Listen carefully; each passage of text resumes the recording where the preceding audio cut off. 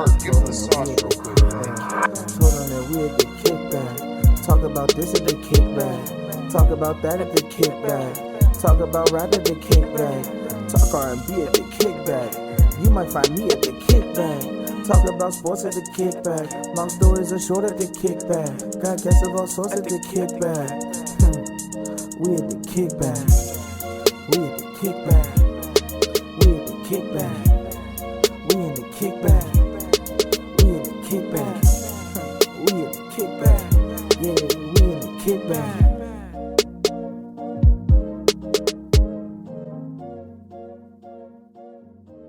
Yo, we are back with the Kickback Podcast, and we got an exclusive. We're gonna drop some of these from time to time, little quick bits. According to the narcissist of West, white lives matter. White lives matter. I wanted to get any quick, well, I won't say quick thoughts, but any thoughts on his political statement, or as he says, freedom of thought. He calls it freedom of thought. Yeah. Interesting. Very. It's like, how do you approach that? Where does your thought process have to go? And then I remembered that this was easy that we were talking about. Yeah, honestly, honestly, at this point, I think he just does it to be like so counterculture, so contrarian. Because just like man, it doesn't make sense. Why would you wear that? Because it's kind of against like the whole like when all lives matters. Like even though like that like that's not wrong because all lives do matter, but like it was the Black Lives Matter statement was because Black lives were being endangered. But the statement "all lives matters" makes sense. So it made sense in that context. Why I mean it didn't make sense because they remember rest in peace. When George Floyd died and there was those counter protests against George Floyd, and there are people making fun of him kneeling on necks and stuff.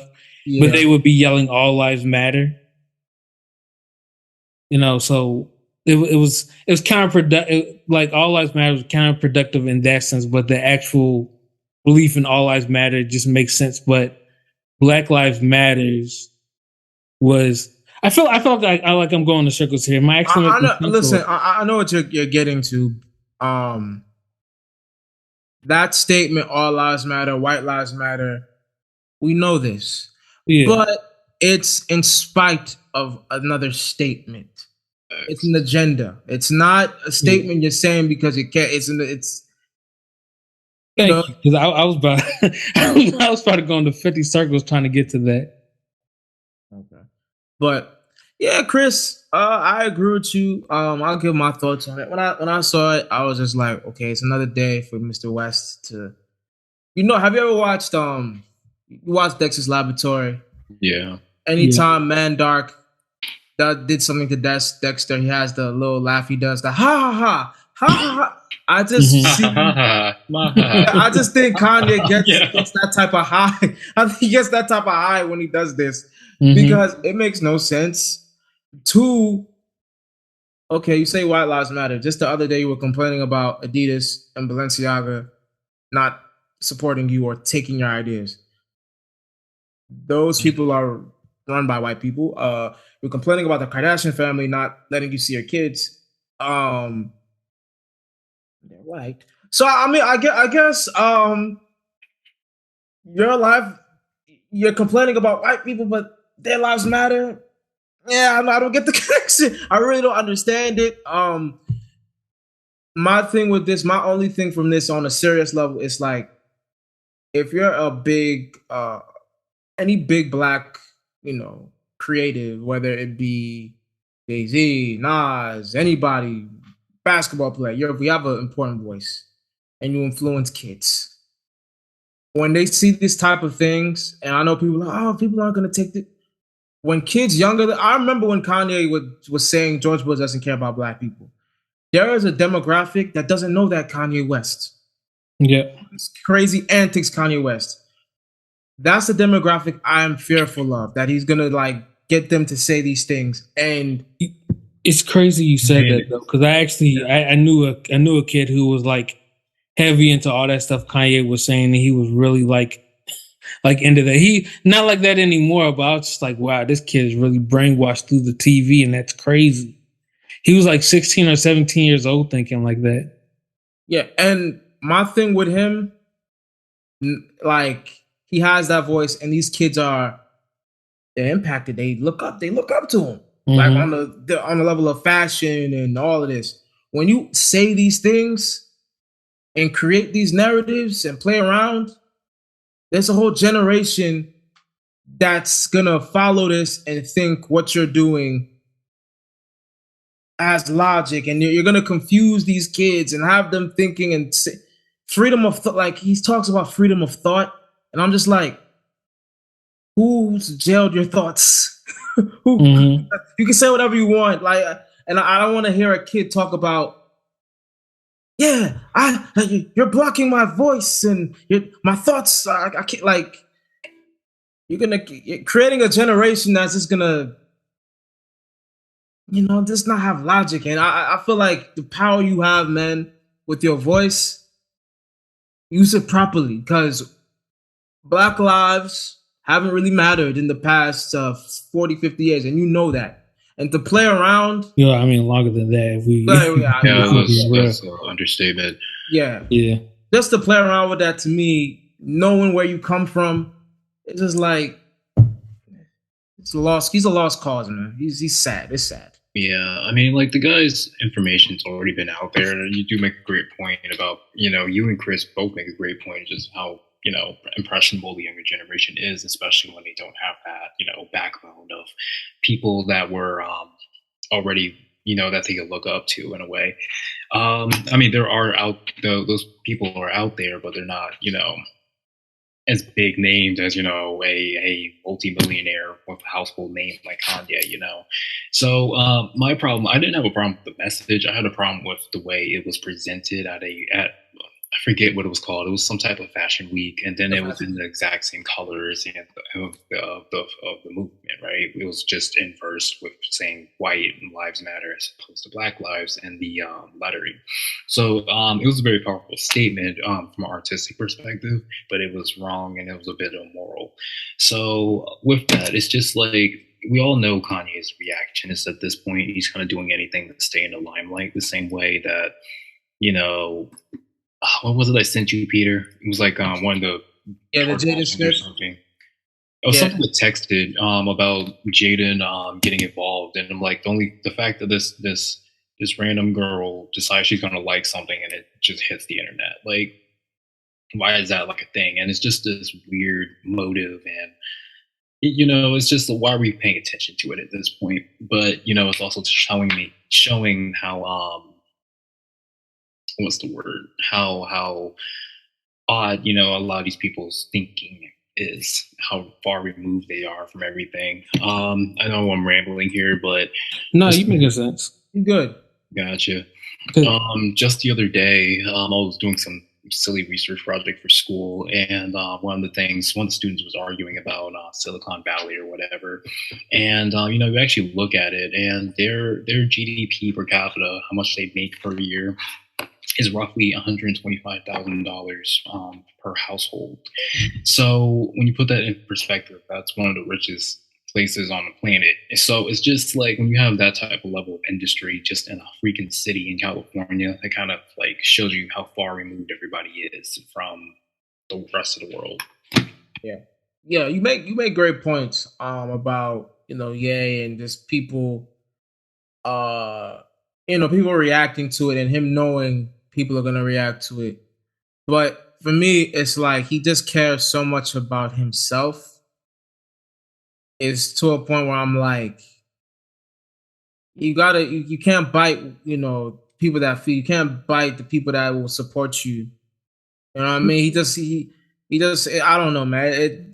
As a powerful Black person in that position, you gotta stop thinking about yourself. Yeah, and it's like, and going back kind of like on what both of y'all said, like I agree with like the freedom of thought or whatever, like the concept of it. But like he like they don't like in celebrities like Kanye for that matter as well, don't understand like their influence on when they say that, because like a lot of the time people who say that have very like, well, everybody's biased to a point, but it's just like clearly you have an agenda. Like it's not like it's not like your free flowing thoughts. It's just like you have an agenda when you say that. Like you listen to like a what's a weird Joe Rogan. Like he'd be like, yeah, man, I'm not.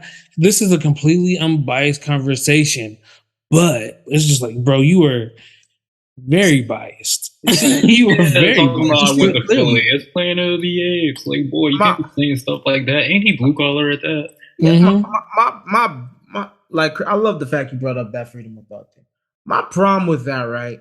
You're only saying freedom of thought because you don't want anyone to say anything back to you. You're right. They don't want to be challenged when they do something crazy or say something weird. And if you don't want someone to be challenged, aren't you a hypocrite?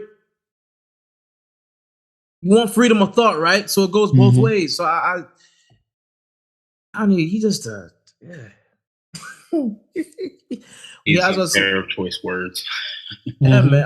I hate to see a real creative black guy just be so like counterculture and so like if you saw the stuff he was putting on Instagram today, you just be like, someone needs to test your brain for like or just test you like just there needs to be like a case study on just something that what's going on over there. There needs to be a case study. That's why we have sociologists. Yeah, so but I think that's what we think on that. Nothing more to add. Just people don't follow Kanye West, don't follow any of his thinking. Listen to the music and wear his clothing. When he talks about social issues, ignore him. Because he legit has whatever agenda he has out at that moment, and then that's just his entire identity. He makes that thought process his identity for that span of time. One day he'll cry, Kim Kardashian won't let me see my kids. And then the next day, I feel you, London. I lost my queen too. I mean, I'm just, you know what? I'll talk, whatever. I'll let that go. You can't make this up, man. But yeah, I think that's that's all my thoughts on it. Ain't nothing too deep on it. Just having a nice convo and seeing how we could add our 2 cents. Hopefully, we talk about something positive next time. Something good, something uplifting. This is just something out in the air. Yeah. We give our little 2 cents on it, whatnot. On his beat. Something tells me that he's gonna do something even more ridiculous. It's just well, yeah, that's our thoughts. But yeah, catch us. We'll do another full length episode sometime this month. We're working on it. But yeah, you'll catch us with more material and more shorter content like this when anything comes up that's interesting. So peep for that. My handle is at Kofi Pita, KOFIPITA.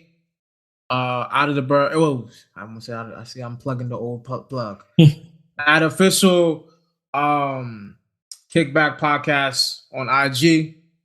We're working on our Twitter. We have to actually fix that. I'm gonna do that this weekend. Okay, I'm gonna do that this weekend. Y'all hold me to that. I'm gonna do that this weekend. I got time this weekend, so I'm gonna do it this weekend.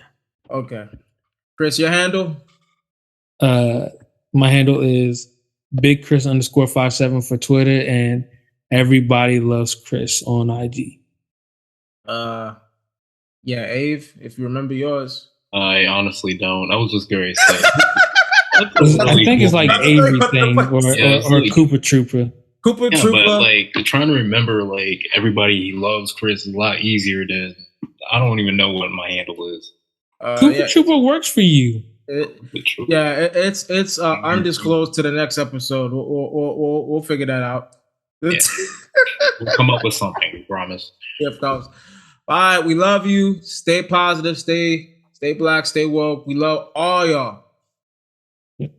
Bye. Thank you for tuning in to this week's episode of The Kickback. We're available on all podcasting platforms, and we ask that you like, comment, share, and subscribe. And do us a favor and hit that notification bell too. And please rate and review us on any platform available.